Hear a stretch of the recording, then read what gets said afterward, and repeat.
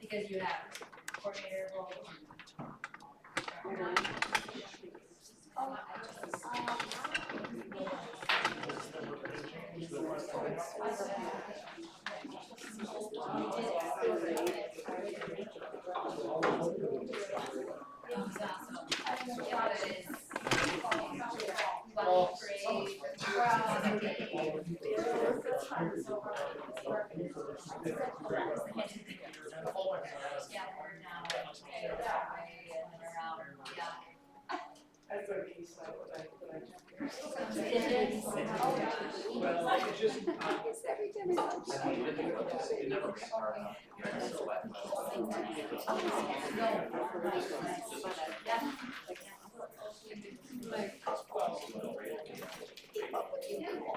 Once in a while,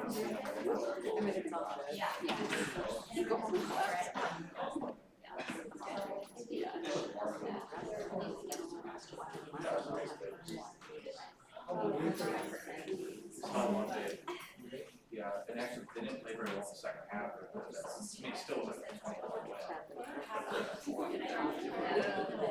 20 Steve but still, Stubbs got a chance. They're tied for first right now. They have a pretty good stretch. They Cross, and then Five-Year-Old, and River Falls here to wrap up November 13th.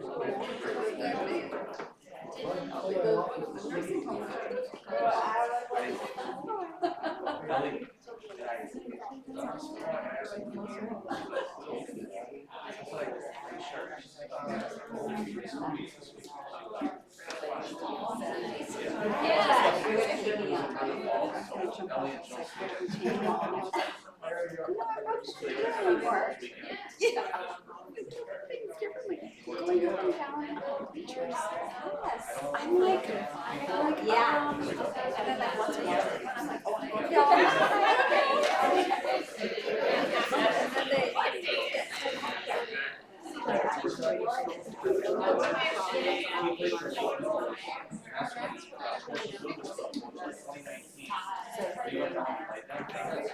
She's good. God, she just needed.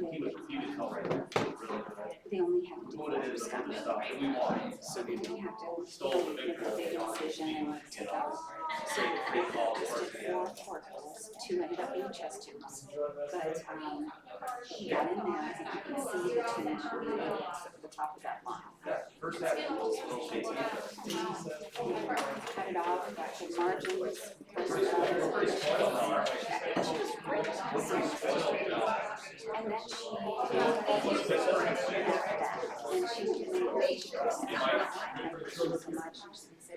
sometimes the patient starts bleeding and she thinks of it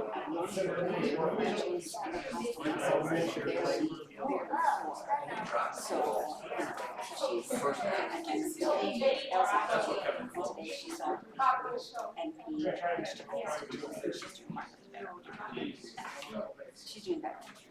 Yeah, she's doing better. She was feeling good. She's like, I'll go to the casino. And I'll sit there. I sit there, I sit here. And I'm like, you're big Cadillac Escalade. You're walking. But you're. That was beautiful. I said, yeah, it is, right? I said, they'll survive without you.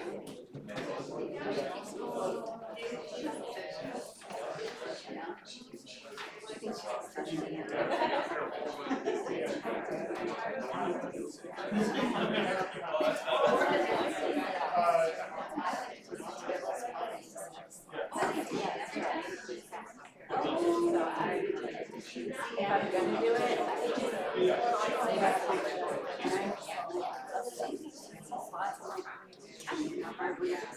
you know, you look at them and they're just like, it's been saying crazy. We're coaching this time, and then I was like, Paul and I just kept moving. So I was like, so what you say? I went to say criteria.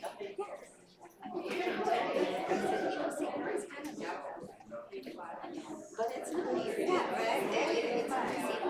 And we started going up there and he got great offers and this and that. He goes, I don't know because it seems more often. He spends more, so he's like VIP. And I'm like, oh crap.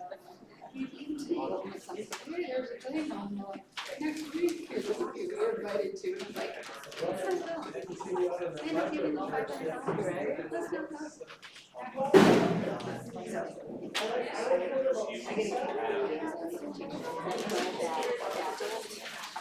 Yeah, it is. It's great. If you break even, but most of the time.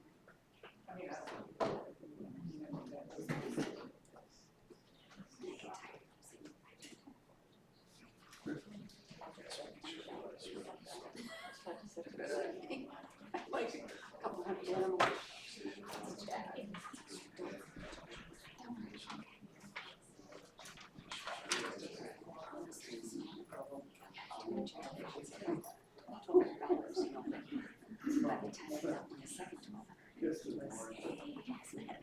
You know, it's just so better. I said,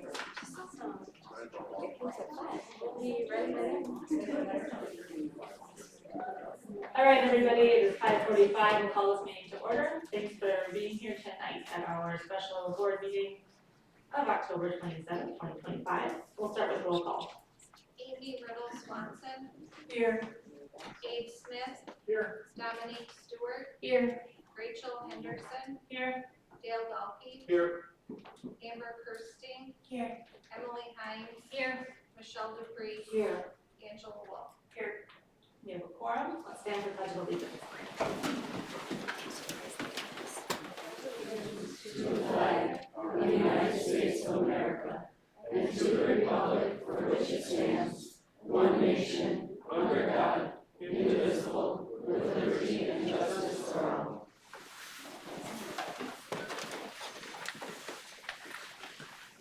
And our mission statement. The school district of the Menominee area, by embracing the unique needs and using the strengths of our diverse community, is dedicated to preparing all students to become lifelong learners, caring individuals, and responsible citizens. Do we have any proposed changes to the agenda order tonight? Seeing none. We have one commendation tonight. I'm going to read this sitting here using the microphone and then stand up and have you come forward. This is for Victoria Johansson for her outstanding dedication and initiative in supporting our students and school community. Ms. Johansson was instrumental in raising funds and securing grant support for the recent playground addition at River Heights. Through her commitment to student well-being, she helped bring life to a space that promotes active play, inclusion, and joyful learning for all children. The board wants to extend our heartfelt appreciation to Victoria for her exceptional efforts and lasting contribution to the students and families of River Heights Elementary.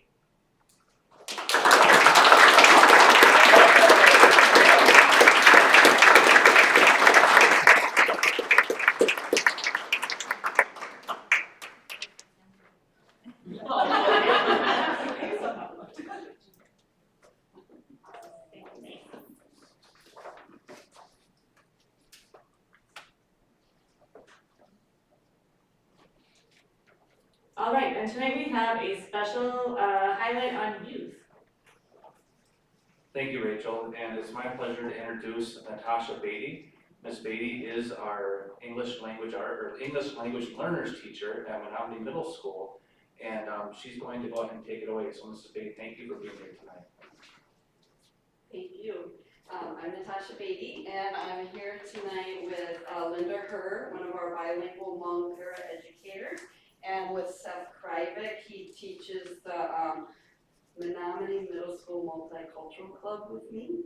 We run it together, and we have several students with us too. And what we want to share with you is a great resource we have, the Hmong Cultural Heritage Trunk.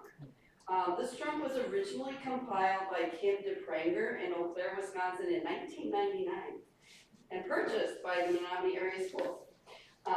But the way the teachers of English learners use it in our district, we create displays with the beautiful information, and we also use it to teach about the culture and heritage of one of our largest groups of EL students, the Hmong Americans. Inside the trunk, you'll find authentic cultural items along with clear information explaining the significance of each item and how it is traditionally used. So, for example, right, this is about, the food, and then there's all kinds of readings and information about it. And then there's also photographs, okay, that shows how you prepare special dishes. So for every topic in the trunk, there are words and photographs and then items, authentic items. So some of the parts of Hmong culture that the trunk covers are the history of the Hmong people, facts about shamanism, the traditional religion, the Hmong language, books and storytelling tradition, traditional games and sports, and traditional arts like traditional musical instruments, the bang, which you dance while you play it. We'll try to show you a picture. The mouth harp, the traditional sewing, embroidery, and story cloths, also called panao. Delicious Hmong foods, including sticky rice and egg rolls, festivals that the Hmong celebrate, and the beautiful clothing worn for special occasions such as Hmong New Year. So how about if I have people with me? Come forward.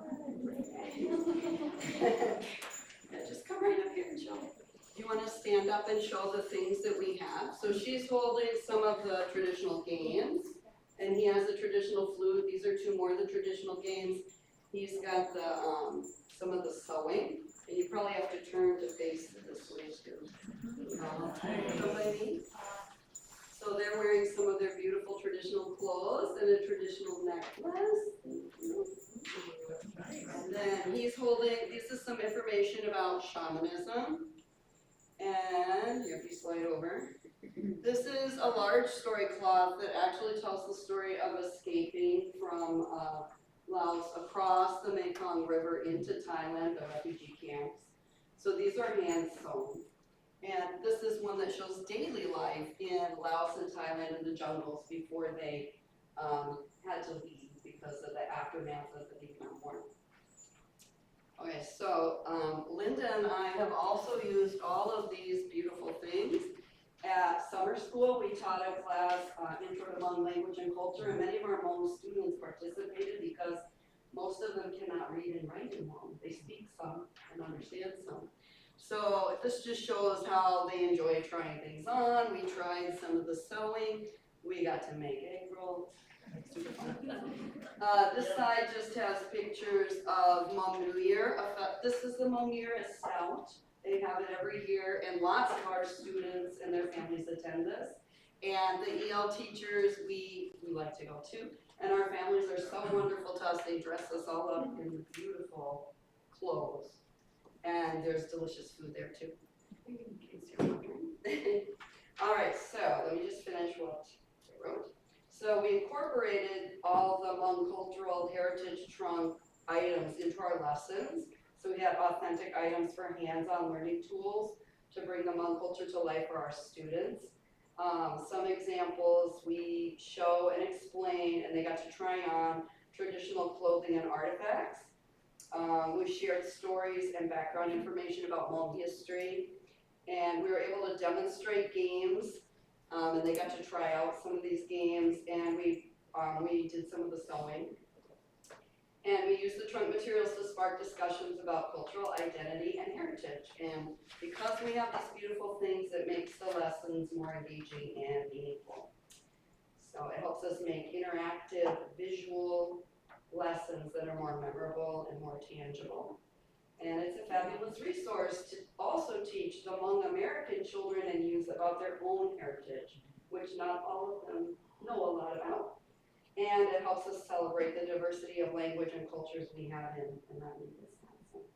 So going forward, we'd like to make this trunk available for checkout by other teachers in our district as well. And this trunk inspired me to write a grant from Dunn County to create a similar trunk for our Latino and Hispanic students, and we hope to present that trunk to you at a later date. That is all that we have.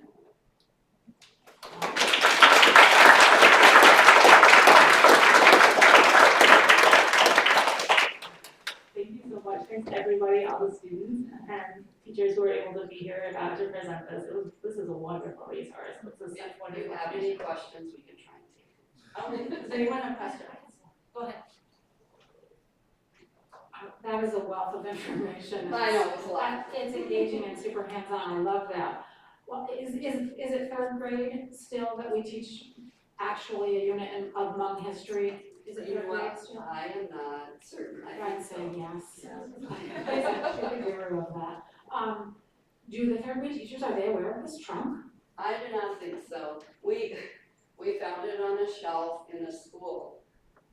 And then we pulled it out to use for ELL because we have a lot of Hmong students, so. Okay, We let's advertise use that. it to set up displays. They set one up at River Heights during Hmong Heritage Month.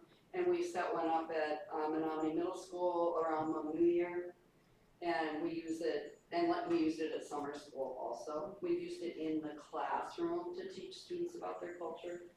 But yeah, it would be available to third grade teachers. I don't think that they necessarily know about it. I think it got kind of lost in time.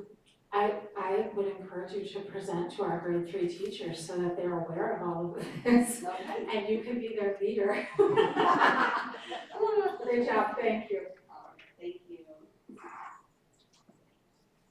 Does anyone else have questions? I also just wanted to say, I heard from some people in my own home that the intro to Hmong language and culture was like one of their favorite classes. Not maybe mostly because of the annuals, but. I think, that is good. I It was a lot of fun. was grateful to have that opportunity. Thank you. That's what we play with food for. Would it be okay if we keep that on display for this week at the Yes. ASC? Yes, that's fine. Okay, so for You anybody want wants, it just right here, like? yes, Okay. yep, so for anybody who wants to look at it, you can either, take a look at it tonight, or if you wanna come back during office hours, we'll leave it on display this week. We actually have a slideshow about introduction to Hmong culture and heritage, past and present, that we've prepared, that we've presented as a PD to teachers before, and we can share the link if, people are interested. Yes, please. Okay. Yeah, if you could, have Joe share it with all of us with board members. Okay, I'll share it with you later. Thank you. Thank you. Thank you.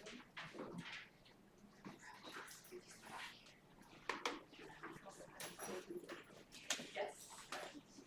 All right, next up we have community communications. We have 2 speakers tonight. First is Josie Coleman.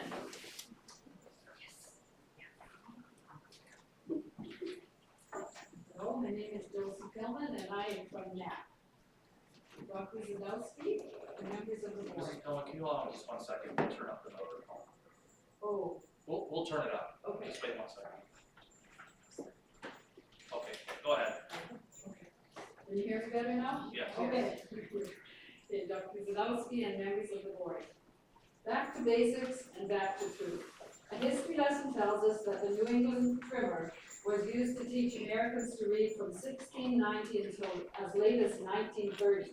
The primary reason for teaching citizens to read was so that they could read the Bible and know the truth. Now the Bible has been taken out of the schools, and much information that is now given as fact are not facts, but rather policies that teach a secular ideology contrary to the Judeo-Christian beliefs that our country was built on. Knapp Elementary teaches that right is wrong and wrong is right in regards to LGBTQ ideology. In this ideology, sexual perversions are called moral. They are not. How can our little children know when they are being taught a lie? They are being groomed to accept lies that could cause them a world of hurt. Remember Chloe Cole? Rainbows without a Noah's Ark have been displayed on bulletin boards, contrary to the truth of the Bible, and again pushing an LGBTQ ideology. How can a little child know what truth is? Remember, the separation of church and state argument was to keep the state out of the church, not to keep the church out of the state. The state, public schools, needs the church to shine the light of truth into it. Now moving to the Menominee Middle School and High School. Here children begin to develop critical thinking. I remember what Britain's strictest headmistress, Bill Balsing, said. You must arm your students with loads of knowledge, with points of view from every side, and trust them to draw right conclusions. When we ask, where did the world come from? Do we teach the theory of evolution? It took millions of years. Alongside the biblical account of God spoke and it was done in 6 days. What does your critical thinking tell you? What about civics and patriotic Americanism? Do we teach the facts? Our Constitution is based on Judeo-Christian principles. It is a gem of a document. We are a country of laws. These laws protect life, liberty, freedom of speech, freedom of worship, and the right to bear arms, etc. We know that all men are created equal and with a tendency to mistrust and mistreat each other. We need a government to keep us safe.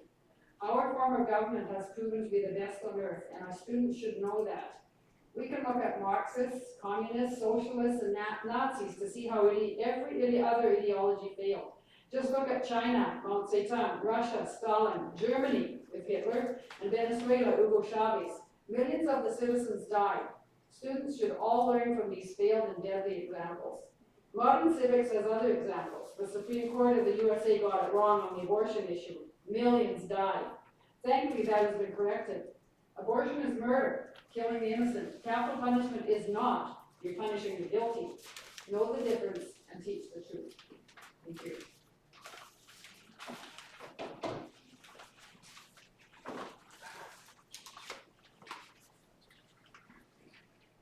Hi, our next speaker tonight is Mike Cooper.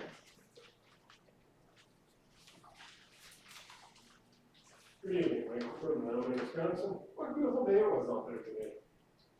2 weeks ago, I shared a federal ruling about taking unacceptable books off the shelves. Tonight, I will share with you additional reasons to clear off the shelves.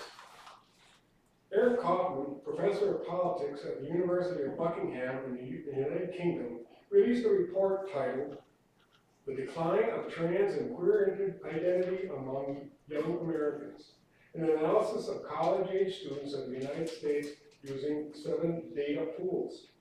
The report was published by the Center of Heterodox Social Science, which describes itself as promoting open inquiry in a progressive academia. The report indicates that transgender identification among college students is half of what it was when the trend peaked in 2023, having dropped to 4% from 7%. The report suggests there has been a return of heterosexual identification as well, although numbers remain lower than in 2020. The number of those who identify as gay and lesbian have remained relatively stable. This suggests that gender and sexual nonconformity will continue to fall, Kaufman wrote. Kaufman likened the reduction in transgender and non-binary identities to a fad. The fall of trans and queer seems most similar to the fading of a fashion or a trend you wrote. It happened largely independently of shifts in political beliefs or social media use, though improved mental health played a role. Less anxious and especially depressed students are linked to a smaller share identifying as trans, queer, and bisexual.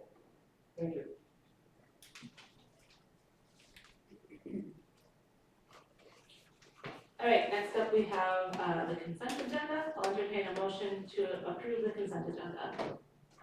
So, Second. All right, motion by Abe, second by Amber. Tonight we have approval of the River Heights safety drill and approval of a recommended adjustment to our 2025-26 staffing plan to replace a major maintenance position that will become vacant at the end of the year due to a retirement with an assistant director of building and grounds position. Any questions on or discussion on the consent agenda? All right, seeing none, let's vote.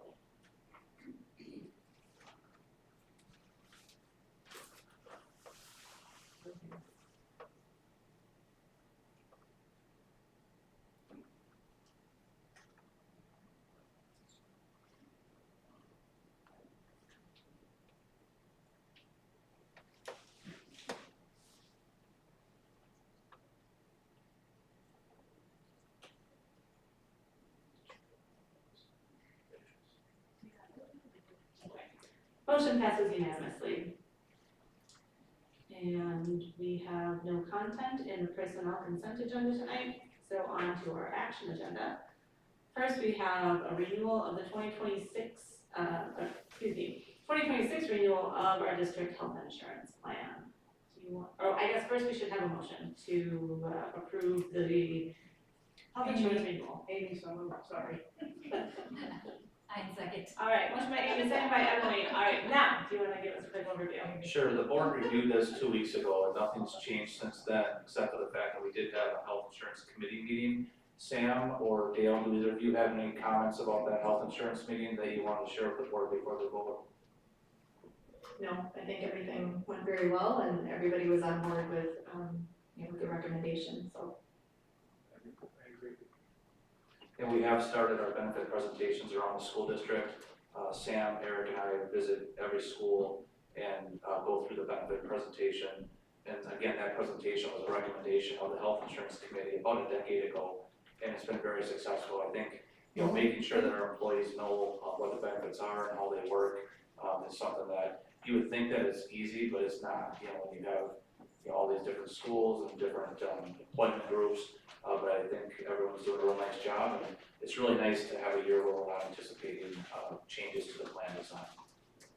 I'm sure there's been some trials for the new process and all, but we did hear at least one very positive report from staff. Do you know if the kind of clinic system that was kind of piloted last year, is that working out? I think that's what Dale's referring to. We've heard lots of positive feedback on that, and people telling us that they've been able to access healthcare that maybe they haven't been able to in the past because of the low cost. And availability of appointments has been either same day or next day. We feel that it has been an incredible addition to the plan, and we're very happy with Inovia and the process that we have. The Nearsight Clinic, we're referring to it as our magic bullet for this whole system. And it's funny, but it's true, because if we're able to provide access, and we know how difficult access has become in the Chippewa Valley, just to try to get in to see a doctor in many cases, by having our Nearsight Clinic that is dedicated to Menominee, our employees have so much better access, usually it's within 24 hours. The other piece to it is that the cost for a lot of routine stuff is a fraction, a small fraction of what it is. So what we're really encouraging is, we understand that some people may want to continue to see their primary doctor that they have seen for a long time, but when it comes to the lab work, it's a fraction.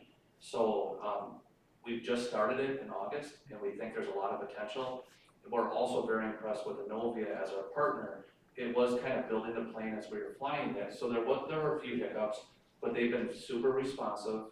The communication's been good, and to have the owner of Inovia be very involved, and really Sam can reach out at a moment's notice, we really feel good with the customer support that we've got. The other piece of good news that we heard at the meeting was that they are probably going to have a new clinic in the North area, and with the number of staff members that we have that live in the North area, that's going to be a real benefit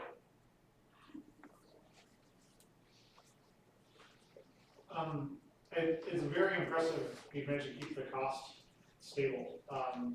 I think thinking like kind of from the HR perspective, I'm guessing we have a lot of employees who are also maybe on Badger Care right now. Maybe they're working part-time, maybe they are, it's one of several jobs, maybe it's a para, with other family situations, et cetera. It appears that the Badger Care costs are gonna go up for a lot of those people. And that is a tragedy for a lot of people in our community. From the perspective of this institution though, it seems like this might be an opportunity if there's ways to adjust work plans so that people can be in that full-time role and maybe be on our very, relatively affordable and very stable health insurance. That might be a way to help retain people in a time when they're being desperate for additional revenue and income. That is something that Sam and I have talked about. The good news is that there is a ton of opportunity for promotion in our school district. And if someone is looking to go from part-time to full-time, there are many opportunities. I don't know that we would be recommending changes in benefit structure for different classifications of employee, especially with the Affordable Care Act and all the regulations that come with it. However, I would say more the ability to promote would be what we would suggest. And there are a number of employees that, due to a number of reasons, they cannot or do not want to be a full-time employee. So or they don't want to be offered benefits based on their family situation with their spouse. So I think we have a pretty good system in place, but your point is well taken, and I think it's something we'll have to keep our eye on. Yeah, just as a part of the overall package of employment, right? It's always these incentives, we call them benefits, right? And they are benefits in the sense that they also are, it is helping compensate our employees in a way that can benefit their life, so. Yeah.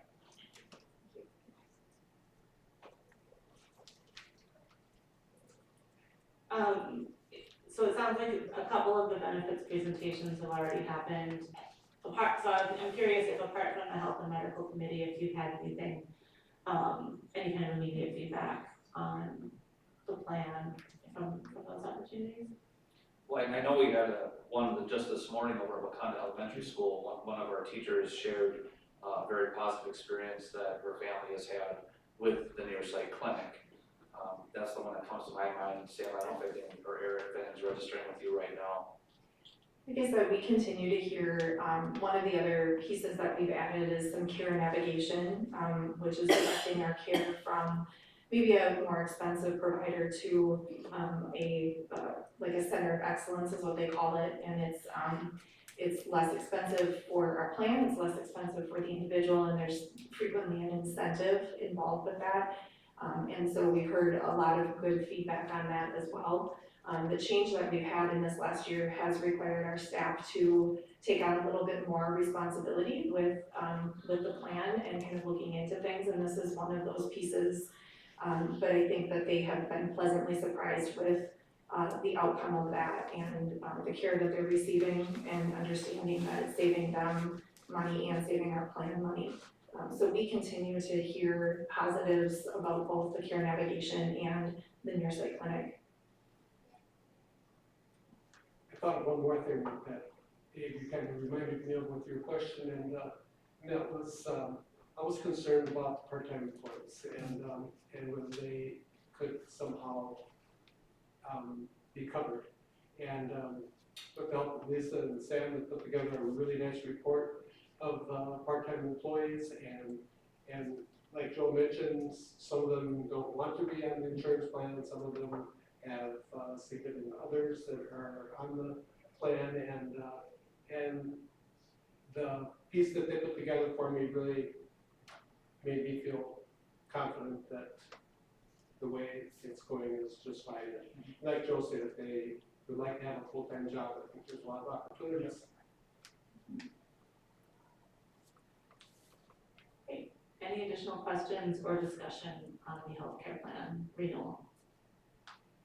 All right, seeing none, let's vote.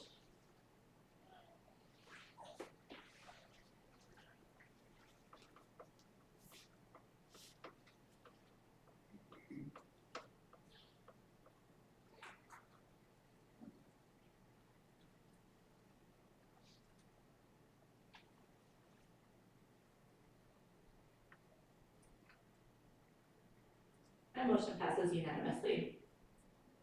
Next, we have an action to approve the final budget revisions for 2024-25. I'll entertain a motion. Second. Motion by Dave, second by Michelle. Angie? Michelle. Any questions or discussion on the final budget revisions? This is exactly what we saw 2 weeks ago, is that correct? Yes, there are no changes. Is there anything you want to say? No, just from last time, it's just a update of the budget and no changes since last time. Any questions or discussion? All right, let's vote.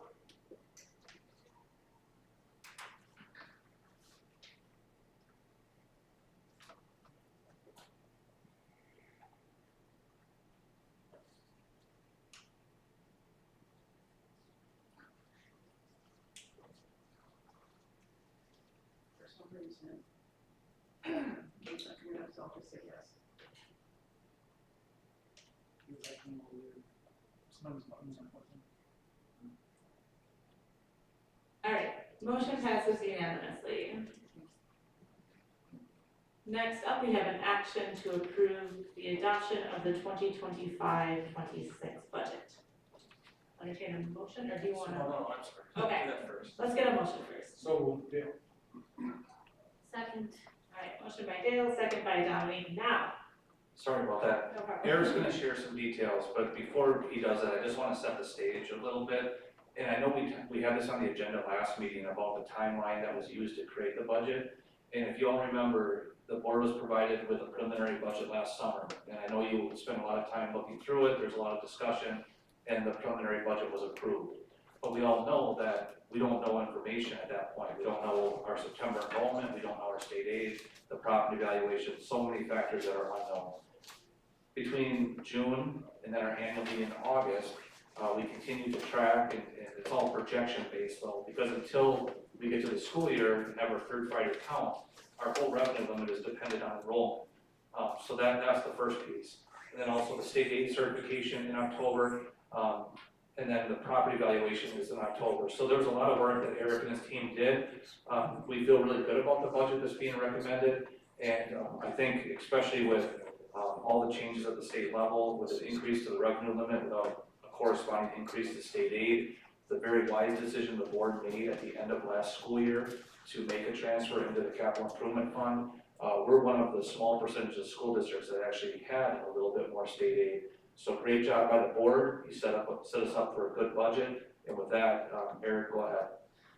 Yeah, I'm just gonna briefly summarize, some of the reports that the many reports that I handed over to you. I'm gonna first summarize items from the notes, and talk about the most significant changes from the preliminary budget, which was approved in June.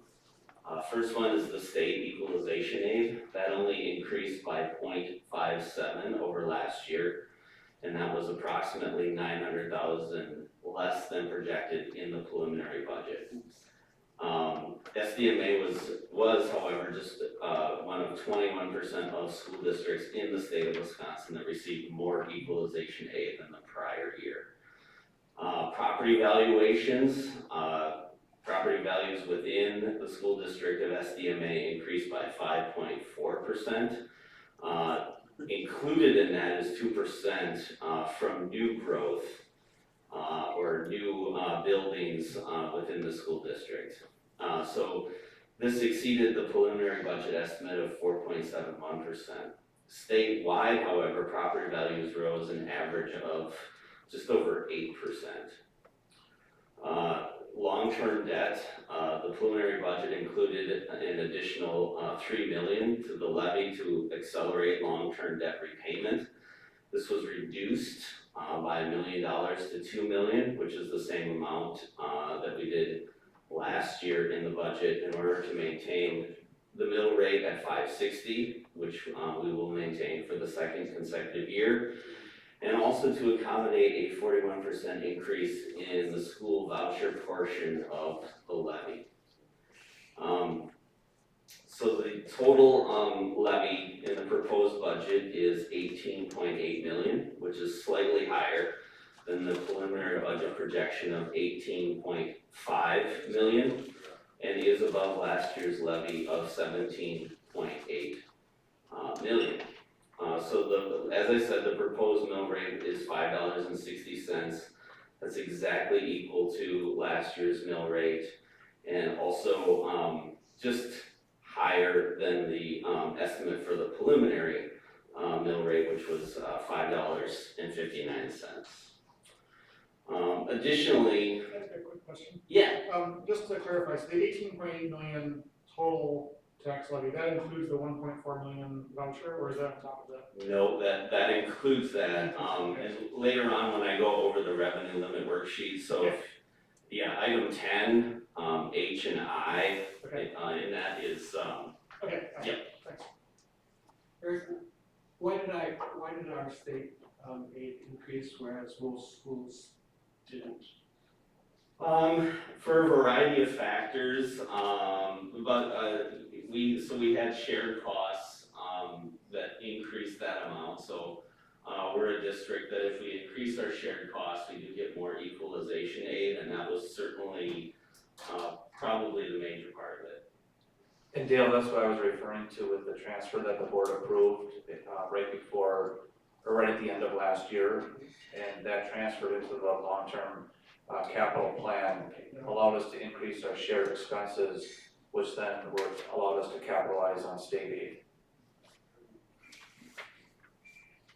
Okay, I'll continue. So due to the increased amount over the years that we have put into Fund 39, paying off debt early, that action over the years has saved the district and the taxpayers $1.35 million over the years. As mentioned before, health insurance premiums will remain flat this year. There is a decrease in the Fund 27 transfer. That was due to the budget having in a higher reimbursement rate from the state over previous years. However, our expenses due to open enrollment out also increased from last year, because in the budget, those expenses, in our case expenses, since we have more enrollment out, will increase over last year. Next, just going over, so the budget publication sheet. This is the very one-page summary for each of the funds. I know the board has liked it in this format, so I included that this year as well for you to look at. The other ones, the summary and then the various funds, slightly more detailed look, funds 10 through 80. Those are reports that you've seen in previous years that have been updated for this year. And then the 6-year history, just looking at those, the 6-year history of membership, equalized value, tax levy, our certification, and also our mill rate.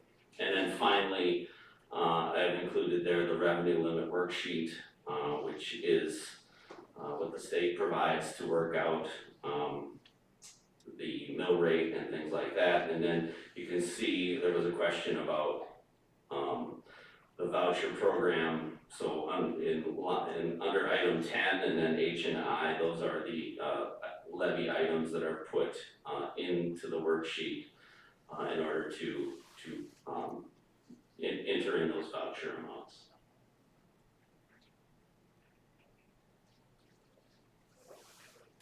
All right, any questions or discussion for Eric? And also, I'm gonna ask if you have a question, tell us which document you're referencing, so we can all look at the same thing right away.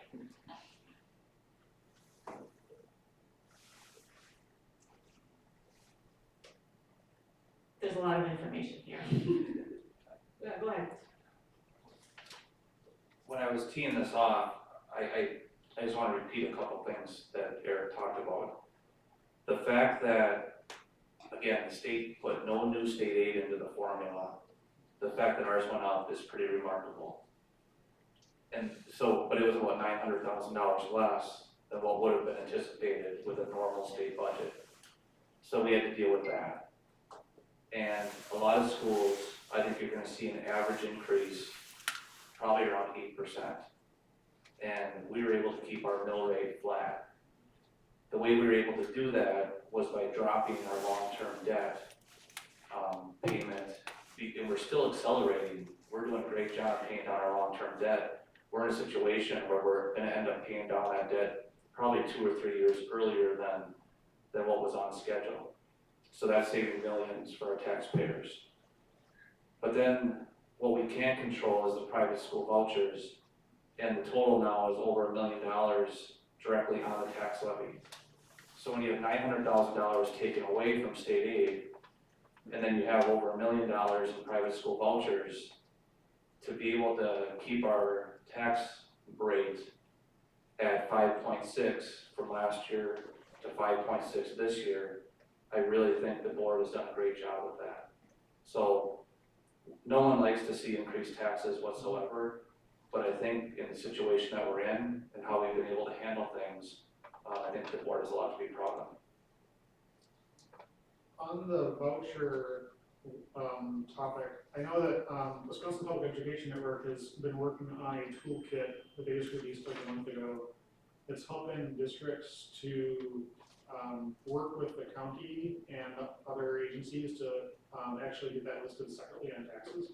So, I think we kind of looked into it sometime last year and it didn't seem like it was possible. It actually like kind of collected all of the different documents and things and had worked with different districts around the state. So, it might be something that we want to look at in the future and think about, is that something we want to pursue? Because that number is growing really fast. And it seems to me that, whatever people think about the public versus private, dichotomy of education and so on, like, people should know, I think, people should know where their money's going, in as transparent way as possible. So maybe in some future meeting, we should bring that back and see if that's something, maybe you can get someone from WPEN to maybe summarize the approach they're taking and where it's working and what the hiccups might be. Do you know off the top of your head what the timeline is for that process? I have no idea. I've just seen the summary page of some like toolkits. Go ahead.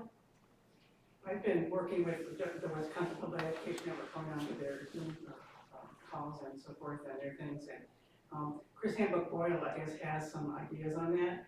And I put an email into her about that and hope that we can find out more about that and maybe have it on the agenda to discuss at some future meeting. Thank you.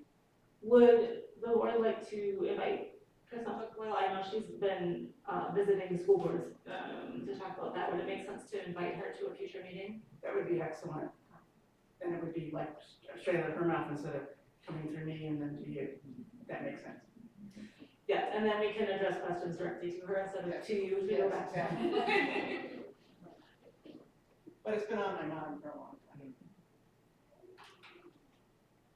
Yeah, I think let's, I just wanted to write that down so we can talk about that for an upcoming meeting.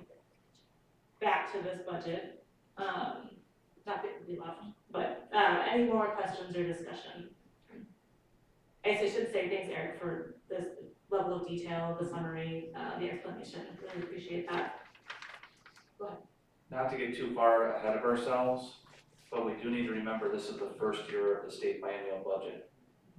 So everyone is anticipating that there's gonna be $325 of new revenue per pupil in next year. And to try to manage how that is going to be funded with no additional state aid is really challenging. Now, there has been an adjustment to special education aid, which will help, but in terms of trying to control the tax levy and the mill rate, we were able to pull a lot of strings this year to make that happen. I am concerned that next year will be more difficult. So right now, what we're looking at is approval of a balanced budget for next year that includes a flat tax levy, or a flat mill rate. Yes. And I think what you're saying is, we're not gonna have both, we can't count on having both of those things the year after that. Correct. Is it worth considering putting, speaking of future, adding stuff to future agendas, is it worth putting a more in-depth discussion on, 2 to 3 year projection? of budget and fund balance? We are planning on having our January mid-year budget hearing, and oftentimes that is, essentially what that hearing turns into. Perhaps we could do that, and then if we feel like additional discussion is needed, maybe follow up the mid-year hearing with another agenda item. Because again, we get more information by January, which really helps with projections. I don't know that doing it immediately between now and January would be real helpful at this point, so.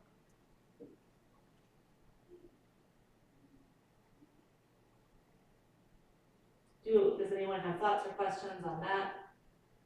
Or questions or discussion on any other of the budget documents? Go ahead. I agree that looking out a few years is gonna be very helpful, and I agree also that January is the right thing to do it.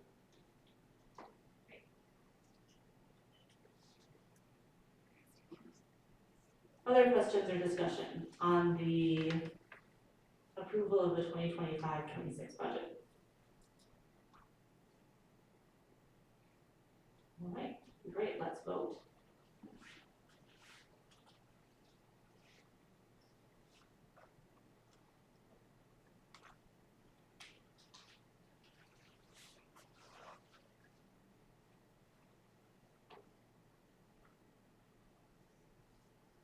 My motion passes unanimously. So it may seem like we just did this, but now we need a motion to approve the certification of the 2025-26 tax levy. I'll entertain a motion. Motion to approve. Second, Amber. Great. So this is exactly what we just talked about, but it's a separate motion. Specifically on the tax levy of $18,821,314. And I guess that's it, right? But results in a mill rate of $5.60. Any questions or discussion?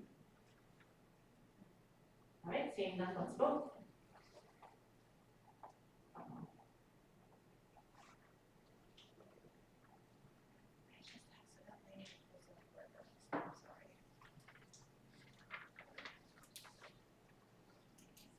Yes.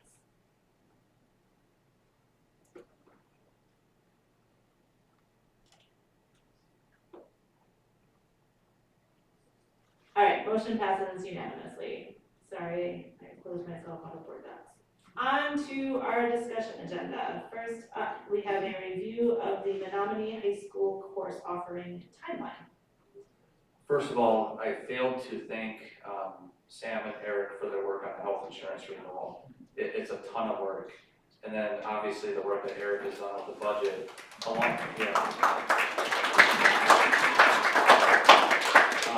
but I also do want to thank Eric for his work on the budget, but not just Eric, but his whole team at the business office, and frankly, the entire district, because the building, it all starts with the building principals, the classroom teachers, and the department directors working on those budget builders, identifying what is needed. So it is a very collaborative effort. Thank you very much for your work. Now, to the next agenda item, I want to thank Brian especially, but also Casey Drake and Samantha Hoyt for this staffing and course offering timeline.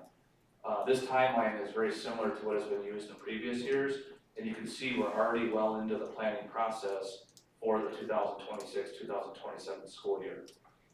So it is recommended that we continue to follow this timeline that starts with identifying the courses that students need, and then based on our enrollment and the course requests, we then work on a staffing plan. But it all starts with the staffing, or the course offerings first, then the staffing, and you can see that there's a lot of work that will be done by the board, especially when we get past January into February, March, and April. Brian, is there anything you wanted to point out in this timeline? Not at this time, unless there's specific questions. You've seen this now several years in a row, but it's a pretty effective way of managing this huge task. Any suggestions for changes or questions? No, it's really, even though we have seen this timeline every year, it's helpful to look at it again, so thank you for that. Any questions or discussion? So the next step on this, we will be looking at new course proposals in November if there are any. And then we start the staffing discussion in December. All right, next up, we have a review of quarterly progress on the district work plan. So folks have the district work plan, in front of them hopefully, and, Dr. Zaneski just pointed out, there's a highlighted item in under each pillar, and that's what you're gonna focus on tonight, right? Yeah, thanks, Rachel. And the document that board members have, this is the working copy of the work plan. So you can see it's actually a live Google Doc that the principals, the district directors, and I will work from. And this is the first quarterly update, so everything is in red. We try to color code it so you can see the progress throughout the year. After tonight, I will take a snapshot of this and load it into the board docs, so we have a archive of where we were at this time. But as recent as today, there were additions to this plan, pretty small today, but you can see, so what this is that we have our strategic plan that has five main pillars. And the work plan that the board approved last summer has all these different goals and activities that are underneath those 5 pillars. In fact, there were 33 different goals that we are working towards, which is a lot. Thankfully, we have an awesome team. A lot of this work is done by our teachers. Certainly a lot of it is done by our principals and our district directors.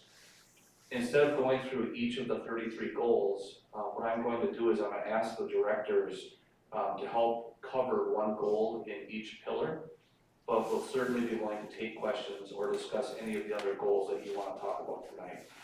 So leading off and playing left field, will be Brian. He'll be talking about pillar 1, preparing our schools. Brian, go ahead. All right, first I want to clarify, that was a baseball reference, right? All right, I know you get nachos, so it was baseball.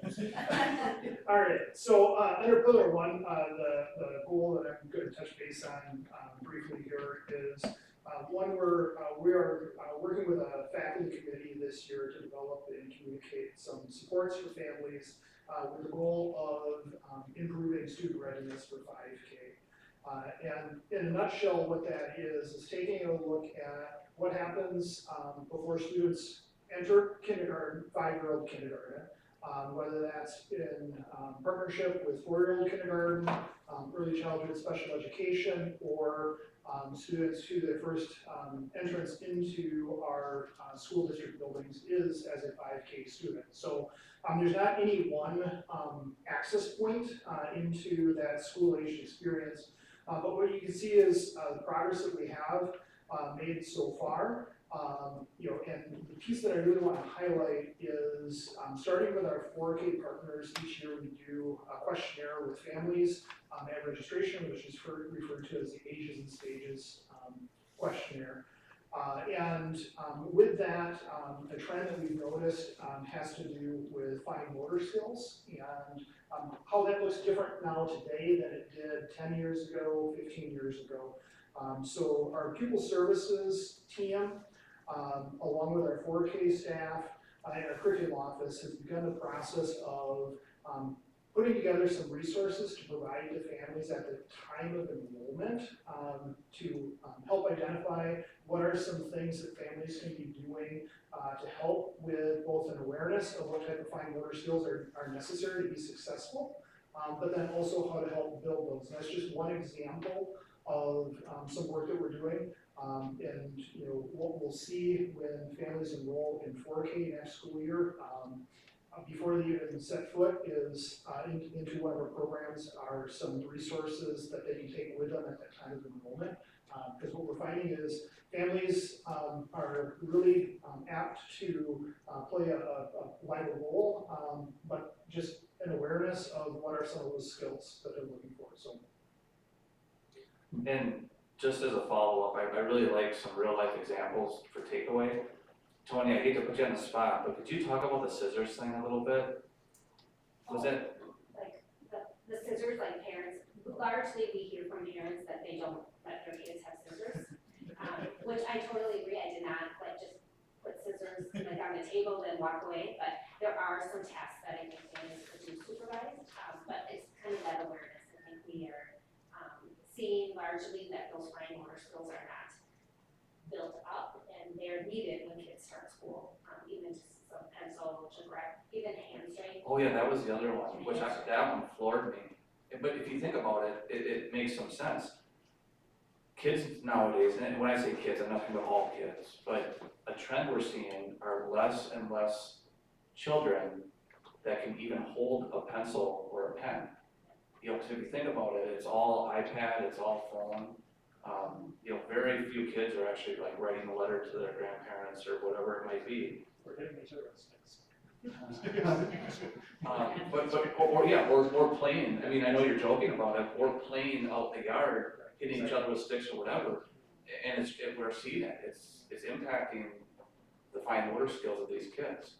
And it doesn't make them bad or anything, it just means that as a school district, we need to adapt, and we need to, you know, help these kids prepare. And I think for a lot, it was a shock to me, and I think when you think about families, a lot of families probably don't really think about that. So maybe just calling some attention to it could really help these kiddos get started earlier and not have those deficits. Thanks, Brian. Any other questions on Pillar 1? Okay, then if I can find my spot. Pillar 2 is all about supporting our students. And to do Pillar 2 will be Tonya. Yep. So Tonya, go ahead. So, as you guys know, October is National Bullying Prevention Month, so that's the highlight there. Although we highlight that in October, this is continuous work that we're doing all year. Unity Day was last Wednesday, so all our schools did some activities. If you were in our school, you probably saw some orange happening throughout the buildings. And even up here, we had staff wearing orange as awareness for that. But we do activities throughout the year. We take responses to bullying very seriously. And so, like our elementary, we do have a bullying prevention unit as part of our kit, as part of our Second Steps curriculum. So we're utilizing that. I do also want to take note of the first item in this pillar, which is about the connections we make with students. We've been doing that, I think this is our 3rd year that we really kind of had this as part of our work plan. If you remember the survey that we saw the results of, and I think that really was highlighted in our survey. I looked that up, we were at the 91st percentile, which shows that we're making a huge effort to make sure students feel connected. And it is showing in our results of our survey. And I think when students are also connected, it's also helps with that bullying, because if students feel connected with an adult, we hope that student then would go to that adult and talk about if there were things that were happening that they didn't like or felt unsafe at school, that they would have an adult that they could connect with. So. And to follow up on that, I think we all know that curbing bullying is not just wearing orange for one day in October, and Tonya alluded to that. You know, some of the other things that are listed, the principals did a great job at the start of the school year, reviewing the policies and procedures, so kids know how, first of all, what the expectations are, but then also if there are issues, how to report and how to get support. That all starts in the summer when we, as an administrative team, review all the policies and protocols. Also, Tony mentioned the curriculum work that's done within the classrooms, but I was really impressed with two things I wanted to point out. One is at the middle school, Mr. Betcher and his team there do a Mix It Up event, where during lunchtime the kids sit with different people, and it's really promoted. It's a great activity there to try to foster respectful relationships and get the students to see each other as human beings. And then also at the high school, our new activities director, well, he's not new anymore, but relatively new, Mr. Riley, is working with groups of leaders at the high school, and they created that sportsmanship video. And even though it's just a sportsmanship video, the work that goes into thinking about that and then putting it together is kind of the culture that we're trying to really work towards. So great job to everyone who was involved with that. Pillar 3 is engaging our staff, and our HR director, Samantha White, is the perfect person to talk about Pillar 3. So the bullet point that I wanted to highlight tonight was the compensation committee.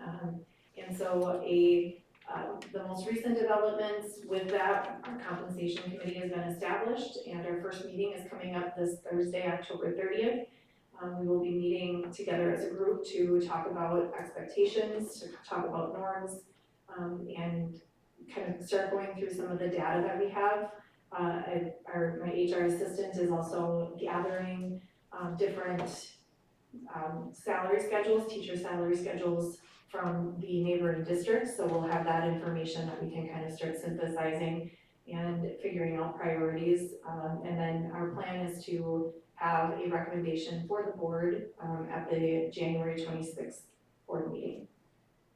And when Sam talks about gathering data, we're fortunate that we have a lot of organizations that are working together, and CISA 11 up in Turtle Lake is one of them.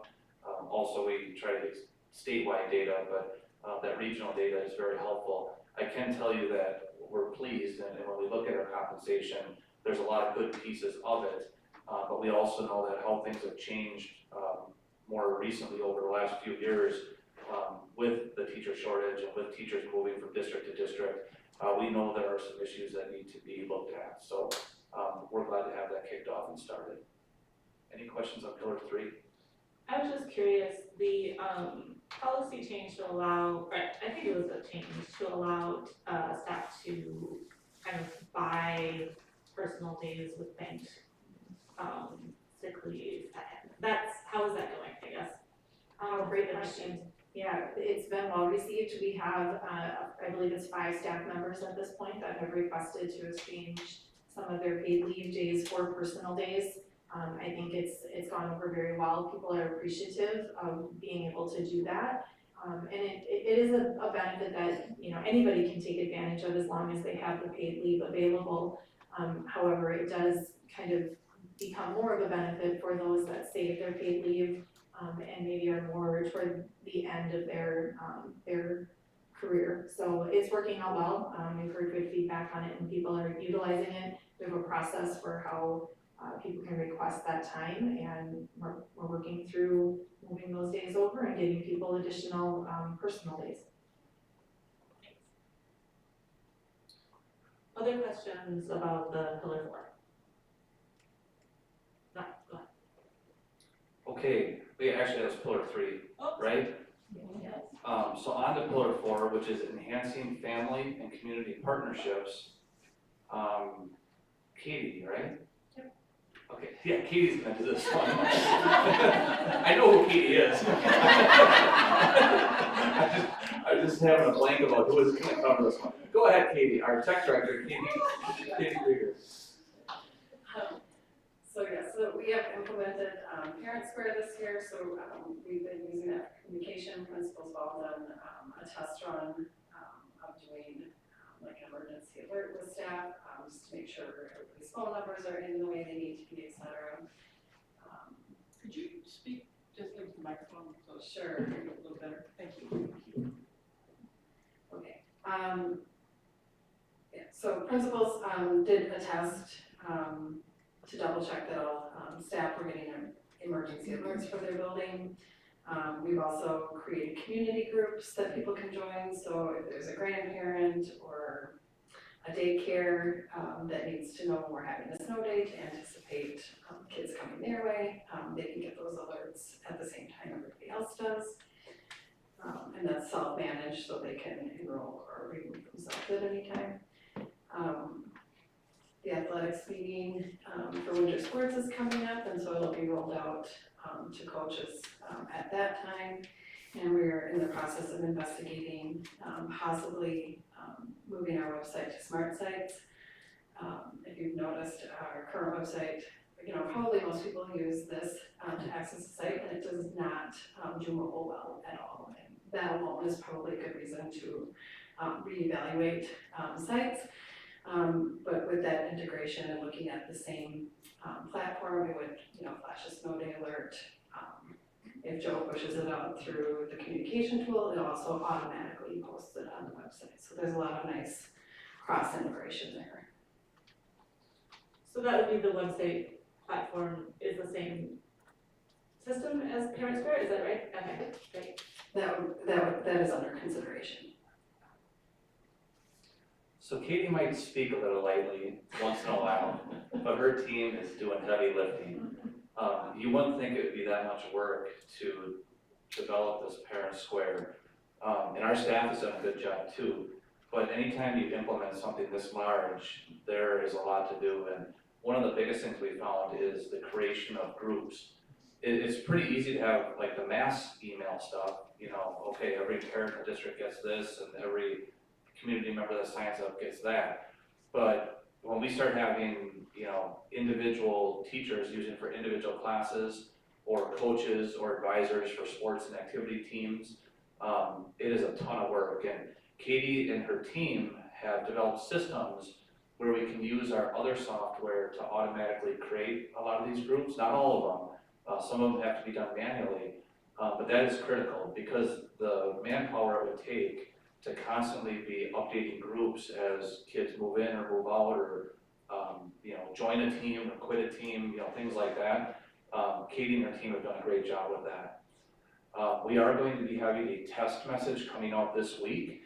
It's going to be a test snow day alert, and I'm going to make it very clear that it's just a test. But we do want to do that here in October, knowing that the inclement weather is on its way. Hopefully we don't have to use it, but we want to make sure that we get it out there so that if people do not receive it, more than likely they do not have their contact information loaded into Skyward Family Access. And by doing the test, we're hoping to catch that stuff ahead of time so that when we do get to the point where there's a delay or a snow day or even an emergency, that families will at least have had the opportunity to have that test. We're also very excited about updating our website. I know that wasn't a specifically called out goal in this plan. However, as we've gotten into this, we feel that it is a very important piece that is missing from our communication plan. So even though it's a lot of extra, I think, you know, right now our work is taking our current site and trying to make our current site as updated and as seamless as possible. Because when you do a new website, a lot of what you do is move over, you know, because there's hundreds and hundreds of pages on our current website. If we recreate the wheel, I mean, you're talking big investment. Whereas if we could take our current site and make it as updated as possible, that gives us a really good starting spot as we move to a new site. So we're anticipating continuing to work on that. Potential rollout, Katie? Depending on doing survey timeline and making a final decision on what platform we go with, it is manual. So if he's saying we roll over, we literally have to recreate every page that's on our website in a new system. It doesn't just get there. So, you know, if we have survey results and that leads us to believe that this other platform is a good fit, our hope would be to start rolling that out maybe for the start of next school year. Yeah, I'm glad Katie brought up the survey, because that's also one of the goals in this work plan is to have a family survey. We have collected information about how other school districts have utilized family surveys. And what we have found is that most districts utilize family surveys at the end of the school year. And we do want to get feedback though on the website. We don't want to just adopt a website or create a website without getting feedback about what are the most important parts for family and community, because that will have a big impact on how that website is designed. So at first we were considering consolidating those efforts of having one survey that would go out to talk about the website and then also include the other information that's important that we want to receive from families. But I think we're gonna have to separate it because we don't want to wait that long to have work done on the website. So you can anticipate a website survey coming out probably before Thanksgiving, and then a separate family survey will be coming out more towards the end of the school year. Any questions on Pillar 4? That's great to hear. One comment on the survey on the website, I think my experience has already been using Parent Square. The things I look for on the website are now different. Like I'm not searching the directory anymore because I can just like message the teacher, right? So I think that it might be that people's priorities shift about what they actually use the website for as more and more things are streamlined through Parent Square, which is great. Thank you. That's a good point. I wanted to, two things. One is, so far, Parent Square for me has been really intuitive and I've loved it. Cause I have kids in 3 different schools, and so getting all of that in one place has been so great. But is there a way to, I feel like, and this maybe ties into the survey piece too, but it's like the people who say the website is working great are probably the people who know how to access the website. The people who say Parent Square is working great for them will be the ones who have figured out the Parent Square things. Is there a way to either offer some additional opportunities for training for navigation for parents, like whether there was at orientations or at parent-teacher conferences, just somebody who could be there to say like, are you getting the things that this has a lot of cool capabilities, do you know about them, are you getting them?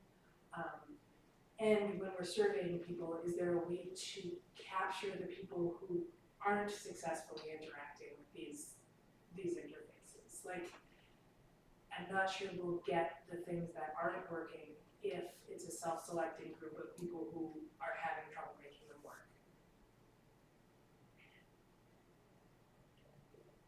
For the first question, I think the difficulty would be a lot of our orientations are on the same night. We're a small tech team, so we can't necessarily be all the places. We do have quite a few resources and tutorials that are already electronically created for parents that could be video resources or something that we could put in like a hyperlinked Google Doc that would be on the same sign-up pages that people do their orientation questions on to make it easily available. If that makes sense, like basically they have a video library orientation. Or I'm sure we could work with buildings to have a location where they just kind of play on a loop, something like that. Might be the better fit, or that, we've created those things to be able to send to parents if they call us and are struggling with things. I would say as far as communicating, I think, in Parent Square, whether or not they're using the app, they are getting those emails or they're getting it as a text. So I feel like even if they're not interacting with it maybe at the level that you are, where you're like maybe logging in and looking at everything in one place, where it's more like a feed, I think that they are probably getting the information and able to interact with it at a very basic level at the very least. And that's a good question, and we'll talk about that when we meet tomorrow with our administrative team.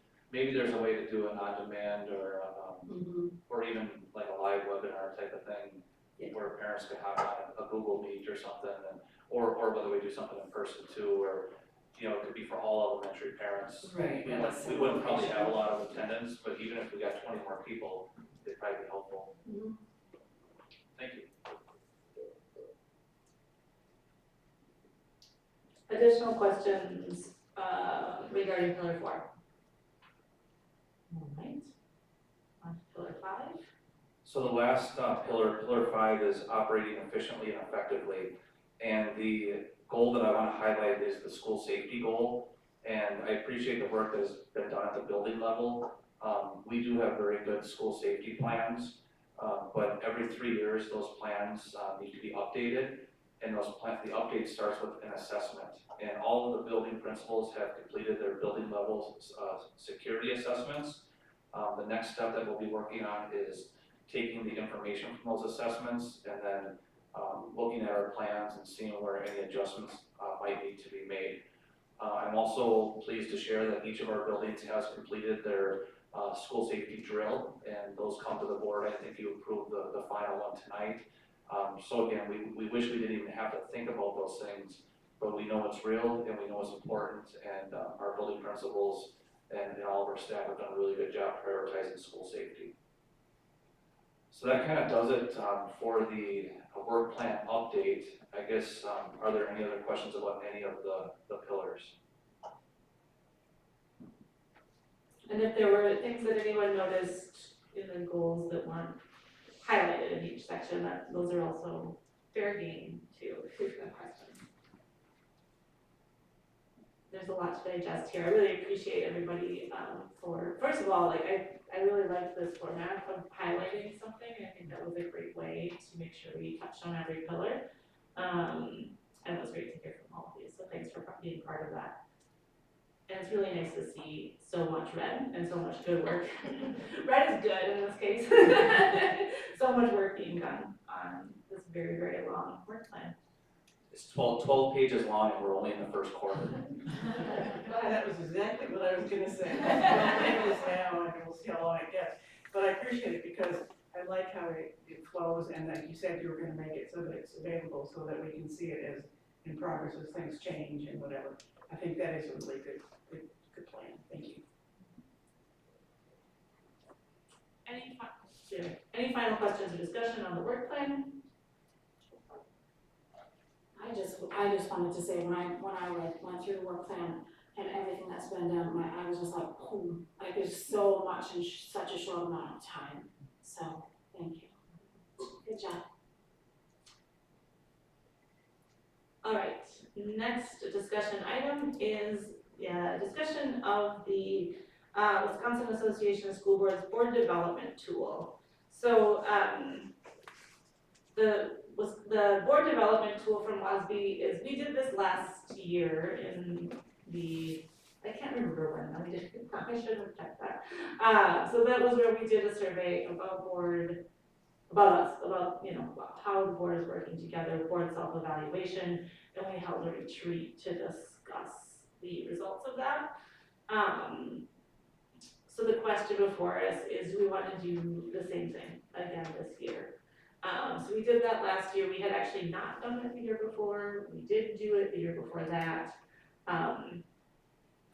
What do folks think about that? Any gut reactions right now?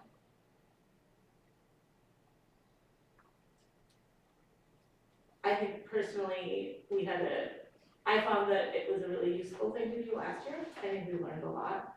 I think the discussion we had from it was really meaningful and helpful. And I think returning to a regular annual schedule of doing that is probably a good routine to get into, even though it does take a little bit of our time. I should have asked this before the meeting. What month did we do that last year? Yeah, okay. I don't remember it being cold, but summer. But I also don't think it was, I don't remember. I'm not sure my memory is really good either. Yeah. But I know that in past years, it seemed like we always did it in the spring. Yeah, that seems right. Like, I don't know what month, but sometime in the spring semester. Yeah, I think the board typically does it before the spring election. Okay.